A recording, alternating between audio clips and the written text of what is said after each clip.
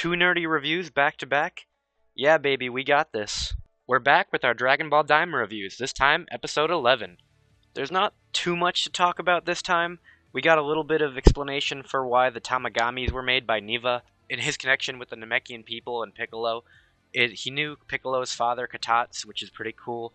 I was wondering if they were going to go with the direction that Katats was the son, or should I say, the child of Neva, but wasn't really said. I'm sure he would have mentioned that.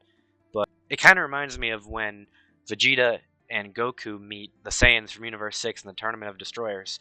That was a really cool moment to see, like, the different universes, even though same universe, well, not technically the same universe, because, like, the Demon Realm's a different kind of space, but, like, yeah, it was cool to see them.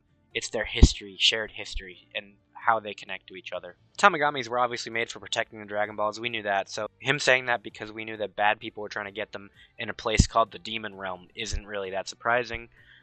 The lore in this episode wasn't too crazy, but it was good.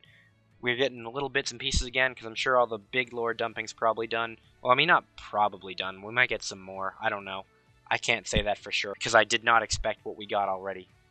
For me, the big spectacle of this week was Majin Do, because now we got Majin Ku and Majin Do. And I gotta say, I love them both for different reasons. Ku is definitely, like, a comedian, and I love his character for being so fun and trying to please people, but also his own character and his own wants and needs are showing through. Arinsu is kind of like a bit of a bitch, and like, wish she had some better personality, but like she's also supposed to be probably evil here. She's basically like an evil Kaioshin, so I gotta say though, Toriyama has a type, and if you look at how they draw her, you know what I mean.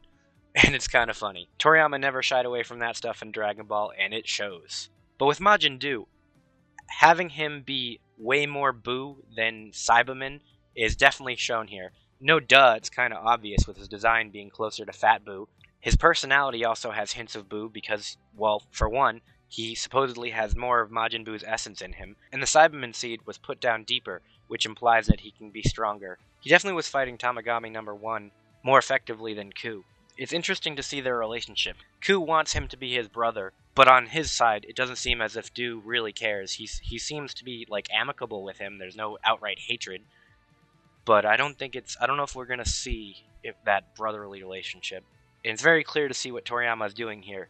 Ku was more Cyberman with a touch of Buu, in more of a look of Kid Buu, and Do is more of a Fat Buu based. I like the dichotomy there. Toriyama doesn't fail, in my opinion, again, and I'm going to guess that Do does not cut it, and either they're forced to fuse via the bugs that we saw, or Arinsu will cast some magic and they'll fuse, but that, I would guess that's where this is going. I could be very wrong. I was wrong about Ku being the big baddie of this, but I was just so excited to see, like, a new Majin Buu, and I'm wondering if they'll survive this series and meet up with Buu, or the fused version of them might survive the series and meet up with Buu, and like see how that interaction goes, because if you want to get technical, they're kind of brothers to Buu, or maybe sons, because they're created from him. Who knows how that relationship will work, if they survive. But yeah, it's really good. I like this a lot. And I like the parallel between Vegeta fighting number 2 and Do fighting number 1 at the same time, showing like the parallel narratives going here, and Arinsu's plot to collect the Dragon Balls, because once they get the second ball, I'm assuming Glorio's going to sneak off while everyone's sleeping and deliver the ball to Arinsu so that she can become the Demon Queen. I'm guessing Arinsu would be the type to let them all leave and go back to Earth, because she no longer needs them. I could be wrong. Maybe she wants to kill them and uses Do and Ku against them, as well as Glorio, and like it becomes a whole thing. Or maybe it's a third option, like I said earlier. We'll see. I'm leaning towards more of the evil side of her because she's been showing it a lot more. Overall, pretty well-paced episode. I am getting kind of tired of seeing the inside of those ships and hearing the humming noise. I'm hoping someone can extract that humming noise and make like an ASMR for me so I can listen to it and like have some like low-key Daima music playing with it, so it's like, you know, a whole vibe to work to, because I could definitely mess with that because of how much I've heard it. Hopefully next week's episode's a bit faster. Normally I'd end the video here saying, see you guys next week for the Daima review, but we actually have something special coming right before Christmas, assuming I can get the video out on time, so you'll be seeing me a lot sooner than you expect. Peace, guys.